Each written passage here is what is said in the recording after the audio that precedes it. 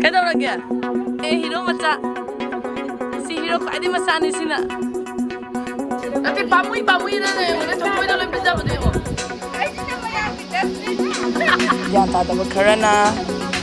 Das bin una maya sila hundok ko yauli ko. Ngasi di ako'y ay say kanone. Eigi Nupa mayumgi na mayroon family at ini hoy Eigi Nupa hoy ako'y mayam picnic macha ama tawusin na irayma iko pakta ako'y mayam lai ado yam phazay mafam se yengbadi hawdri ko ado haifet yengbadi yam phazay duga ako'y adum yenga matik hapcharake mafam se ako'y samna haraga ako'y nong phadok ako'y family ga pullaga enjoy the home they pun makotpa yam na nungay ba mafam nido adum ay makata na namjarag ayan tree sam phuzay yam na kola sara ga dem phuzaba heni ko ako'y nahana yo kadai na kalubani ado ako'y ini hoy ini to no hoy hana yo leirame moi family na hana yo rame kyam kui ni boy lapa đâu rồi ạ? Ada aku yang tinggal ba.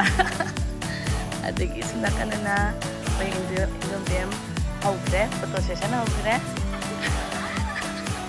Tapi ini video namu degi aku itu dia cian kena.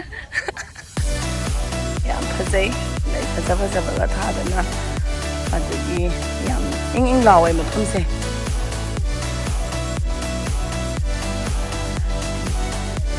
Angang poraga. Pagi yamna relax tau yaba mafam ni kananom la kare hujik la ise Eigi Nupa la kare moina akhoi gi matung da la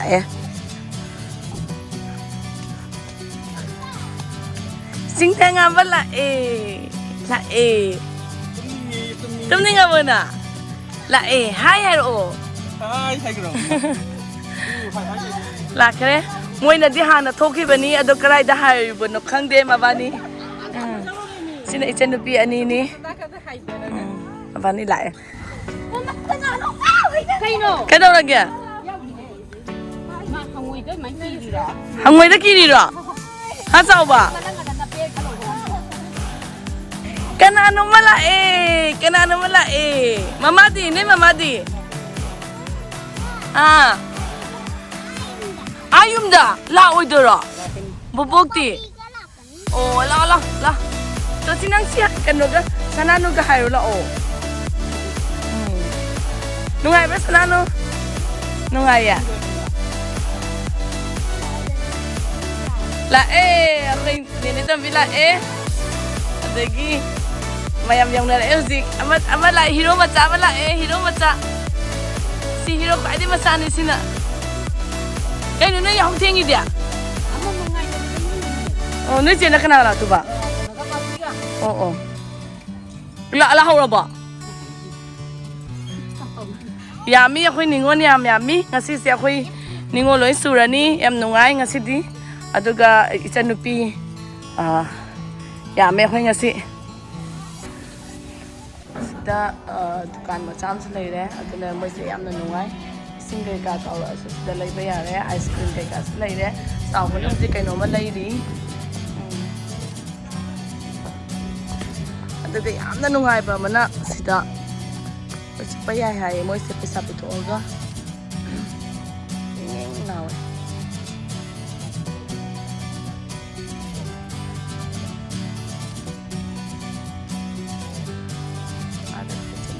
Hindi mo nga pabra hingi. Ako yung gross na sila na yun. Ay chat. Sini. Tagto ni.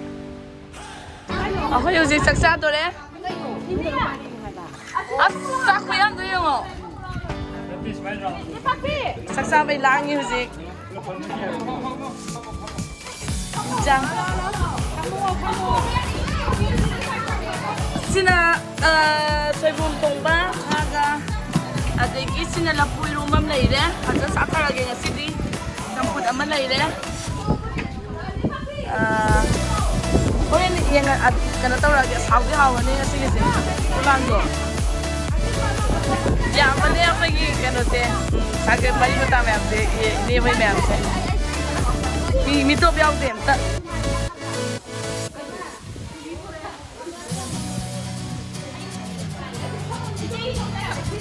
Mabli.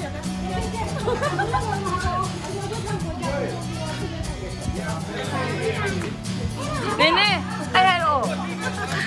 Hi hello.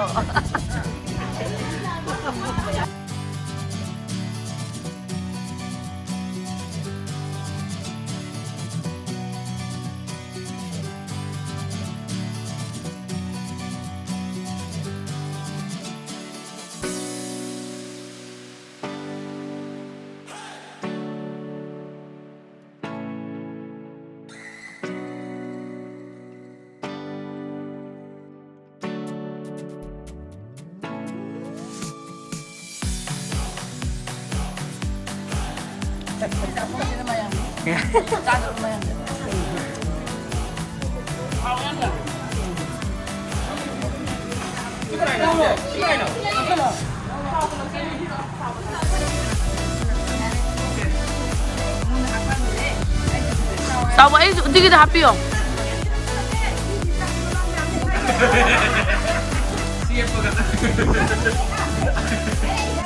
Đi happy mà chắc gì à? Cảm anh có video mà chỉnh chụp không? Đẹp ninh đẹp hả? Hậu bên ninh đẹp. Hậu à? Chào bạn. Cái này hậu đi kìa. Xây bùm, hậu quá, xây bùm hậu. Thằng lên đang đi cây nó hậu ý. Nga thùng mình à? Anh đi lỗi hậu đấy. Anh nhìn cho đây một chứ. Cảm anh tàu được ghê. Sao ba ada babon na mau di mayam sa ba rồi babon tari.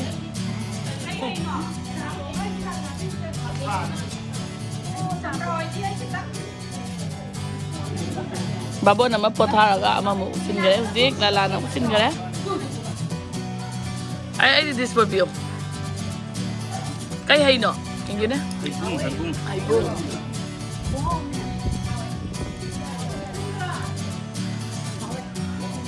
Jadi mana lihat itu kayak gino?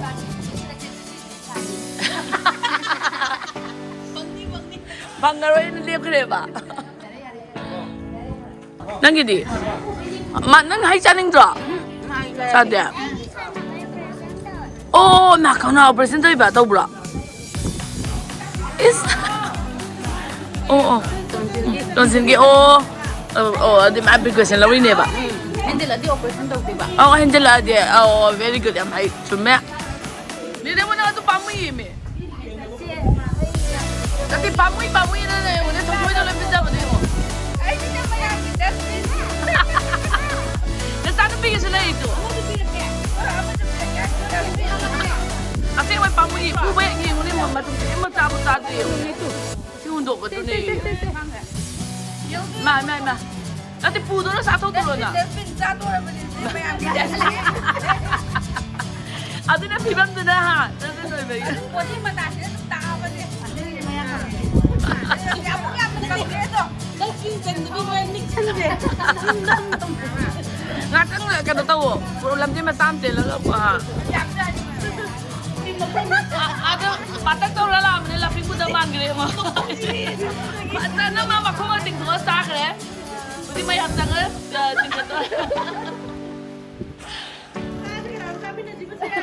Jangan sekarang.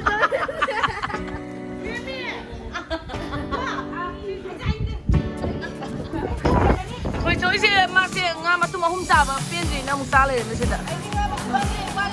Balik kau, tam. Mana sih le, pai le. Kena,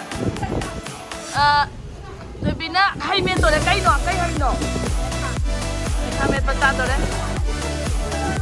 Mulu tu, ada tak? Ini kan, tang tu apa? Tang apa? Nanti, mana? Mama paire. Angang mangre kay lain.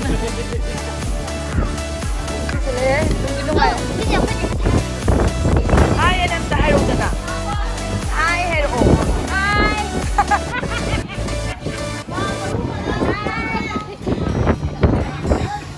Yare, hey. Ani siya mo? Isa na. Dati parang laban ni mabuti. May paire. Lichi. Agi lichi di hauti kangkang lawi. Kan sa lagi. Babli na lay ini nga.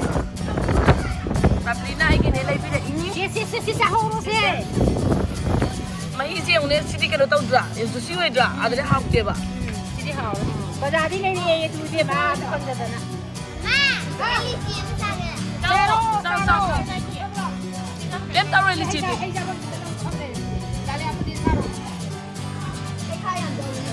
Nuai enggak sih piknik je tapi tanya cara tu je hai cara tu orang ni hui uji.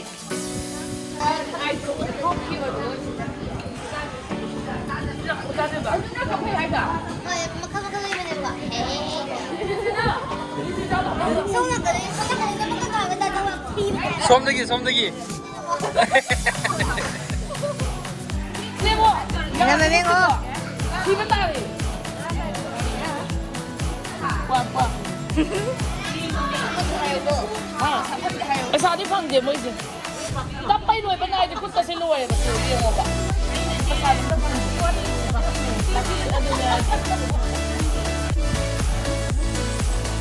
Ano ba ni pasabi mo ikre? Pasabi mo ikre kamay tang niya. Ay di ko ngawe. Magkano yung sa po. Yan po sa inging law eh.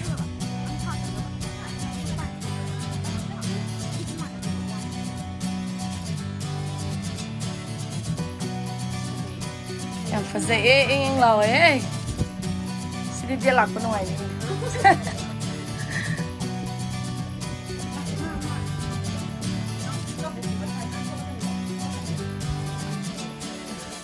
Ada yang hat macam se. Siapa ya?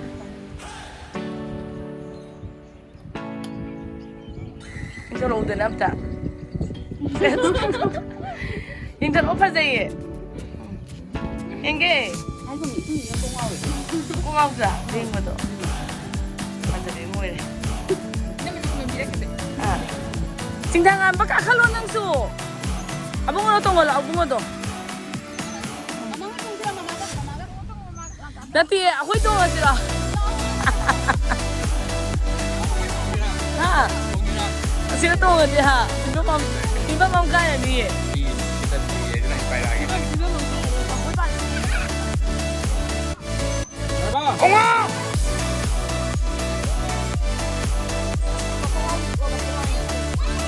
Tunggu. Babli tunggu, aku babli tunggu.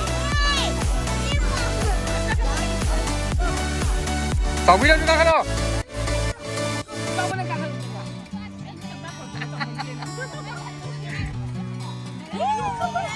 So mamang dong je, mamang. Yes.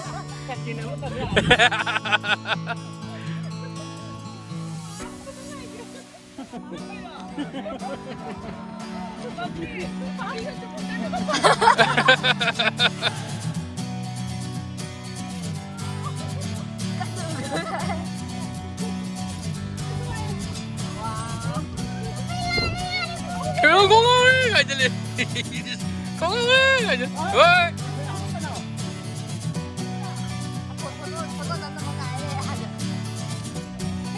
Ya le.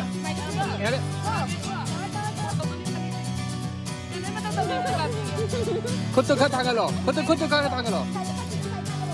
Kutu kat tangan lo.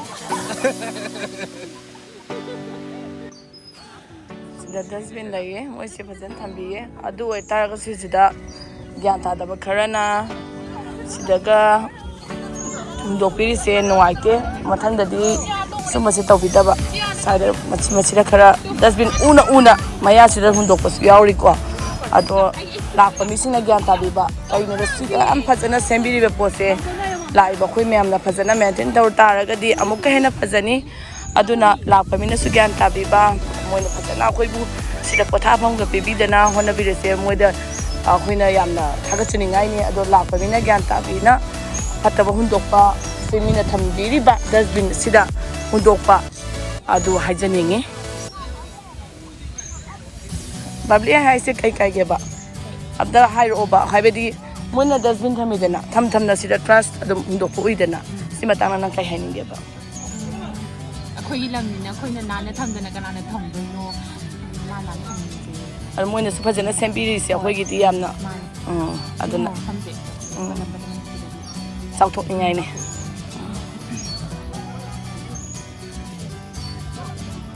una dustbin una hundok pidabado nawai tawani phajana machi deri thami ba si ani se bor kaina oida ngai bani lohong da ngai bani aduga cameraman ahumni singa si se si hai dre ma sawa is sabana se mine khoi di ma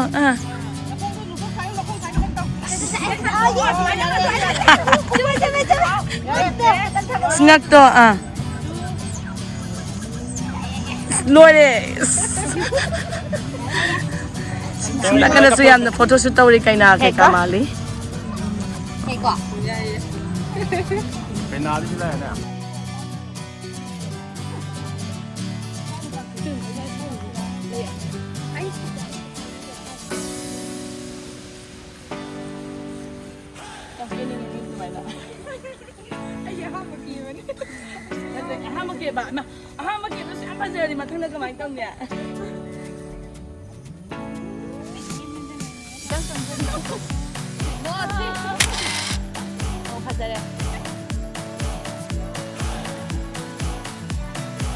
Foto na baloy ra hoisi yum halani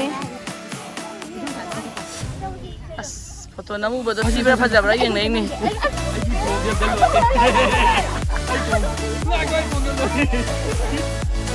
as suje ki yeng ba as ade taisi ade thabak yam chili ma huji Kadai dino na mo lao. ai nang thabak yam chili ko si ma apai huji yum halani photo session loire taba loire ai hai sina khoi ini pakpi hai salong ka sina khoi ini hai yo nak ayo bye bye bye hello bye